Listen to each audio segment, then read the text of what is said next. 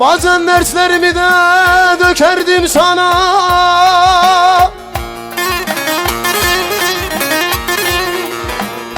Bir gün yaşamadım baharla yazla.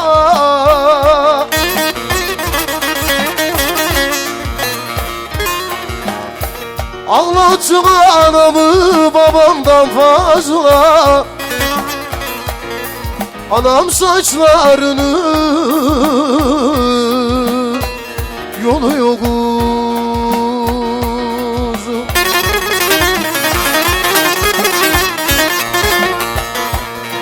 Ağlattın anamı babamdan fazla. Anam saçlarını yoluyor kuzum.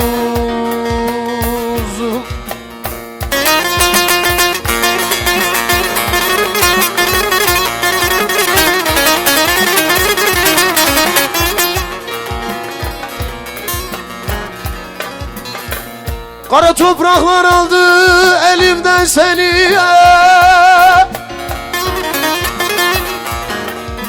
Şimdi çürütmüşsün gül gibi teni.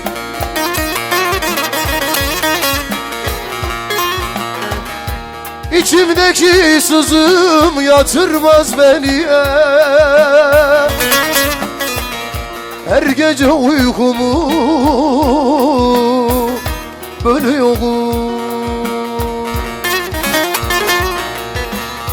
İçimdeki sızım yatırmaz beni. Her gece uykumu bölüyorum.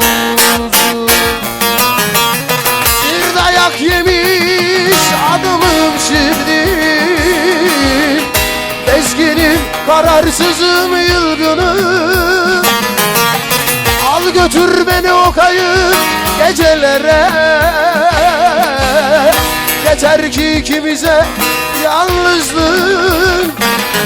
Bırakma beni, korkuyorum.